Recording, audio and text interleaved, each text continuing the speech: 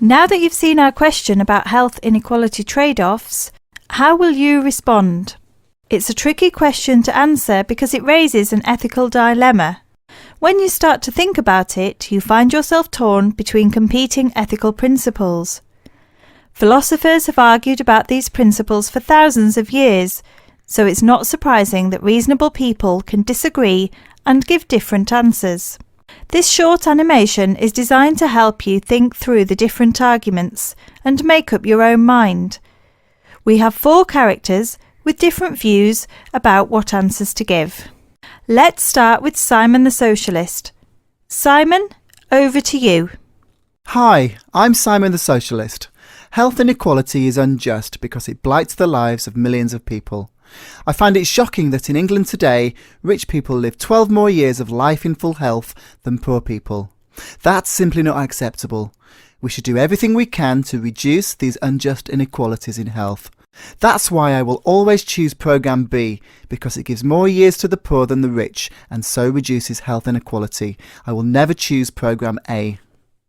Thanks, Simon.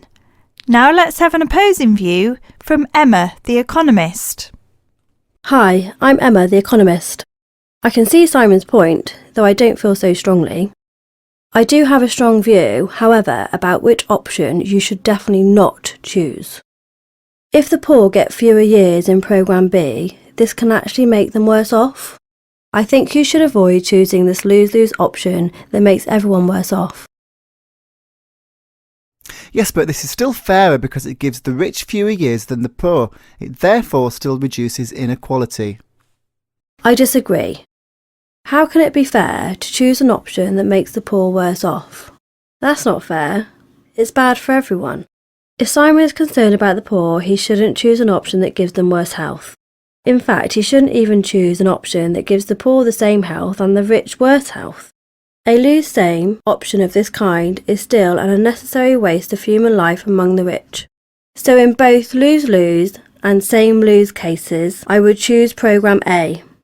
But I don't have a strong view about what to do in the other win-win options. Thanks, Emma and Simon. Now let's hear from Harry, the health maximiser. Hi, I'm Harry, the health maximiser. I agree with Emma, the economist, but I would take an argument further. What matters is improving people's health. Everyone's health matters equally. Improving rich people's health is no more and no less important than improving poor people's health. So we should simply try to improve total health as much as we can. That is why I almost always choose Programme A, because Programme A almost always delivers more total health than Programme B. I will just add up the total health under each option and choose the one with the higher total. Where both options result in the same total health, I would say they were equally as good. Thanks, Harry. Now let's hear from Priya, the pragmatist.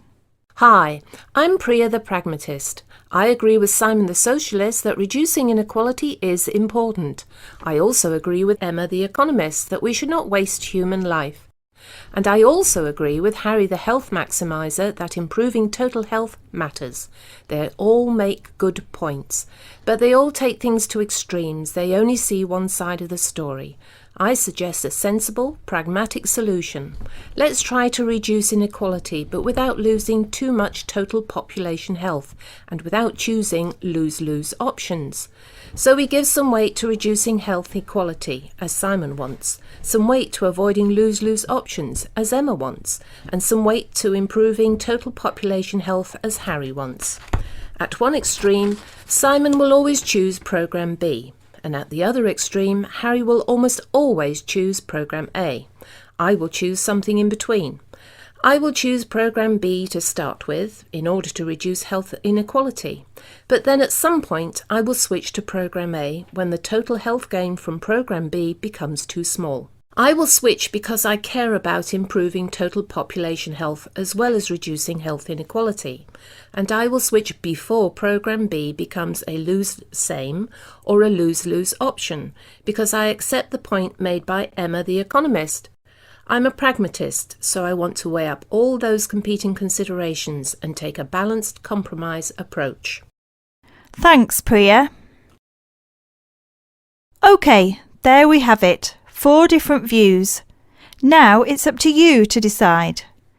Do you agree with Simon the Socialist, who would always choose Programme B because it reduces health inequality?